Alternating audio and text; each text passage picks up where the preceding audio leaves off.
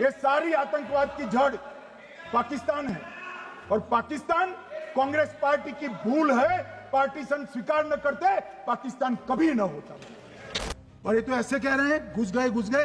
अरे भाई, आपके मन में तो, आपके समय में तो घुसने की जरूरत ही नहीं थी। आप बुलाते थे वीजा देकर, क्यों घुसेंगे? घुसने की जरूरत ही, जैसे आप पाकिस्तान जाते हो वैसे वो यहाँ आते। मानवर, अब ये कैसे हमें पूछ सकते हैं? जवाहरलाल नेहरू जी ने क्या कहा?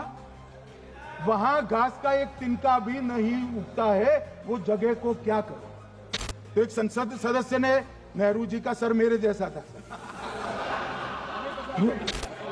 महावीर प्रसाद त्यागी जी ने कहा कि आपके सर पर भी एक बाल नहीं, वो चिन्ह बेच दे क्या? जिन्होंने बैसरन घाटी में हमारे प्रवासियों को, नागरिकों को मारा था, ये तीनों आतंकवादी ये थे और तीनों मारे गए।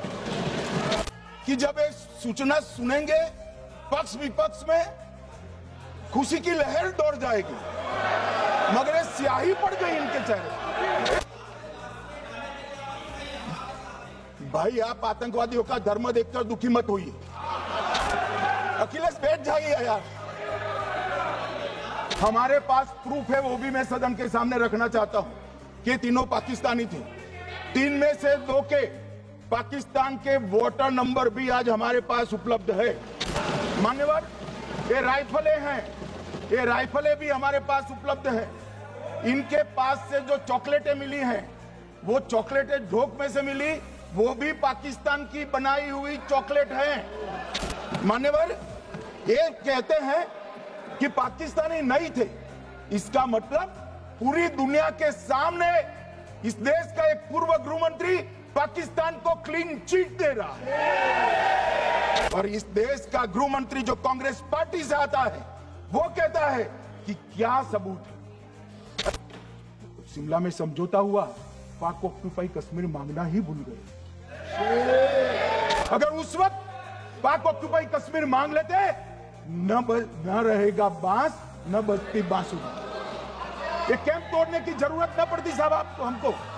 मान्यवर, इतना ही नहीं, पाक ऑक्यूपाई कश्मीर तो नहीं लिया, मांगना ही भूल गए।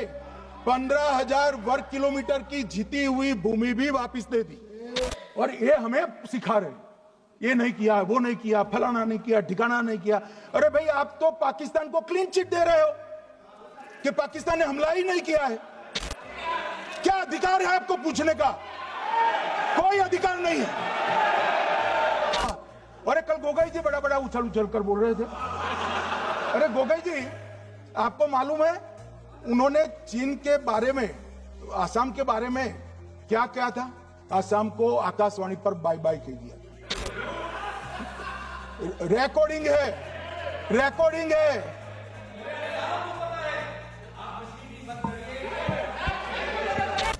एक जमाना था साहब, 10-10 हजार लोगों के जनाजे निकलते। पूरे देश ने घटनाएं देखी होगी, बुरहान वानी मर गए, फला मर गए, ढिका मर गए, 10-10 हजार। अब जो मारा जाता है उसको वही दफना दिया जाता है। किसी भी आतंकवादी को उसका महिमा मंडन करने के लिए जनाजे की इजाजत नरेंद्र मोदी के शासन में नहीं। आतंकवादियों के सगे वाले और समर्थक चुन कर हमने नौकरियों से निकाले, पासपोर्ट रद्द कर दिए हैं, गवर्नमेंट कॉन्ट्रैक्ट रद्द कर दिए हैं। 75 से ज्यादा आतंकी समर्थकों को कोर्ट से ऑर्डर लेकर सरकार से बर्खास्त कर दिया गया है। बार काउंसिल उनके समर्थकों से भरी थी, सस्पेंड कर नया लोकप्रिय चुनाव हमने कराया है। मान्यवर,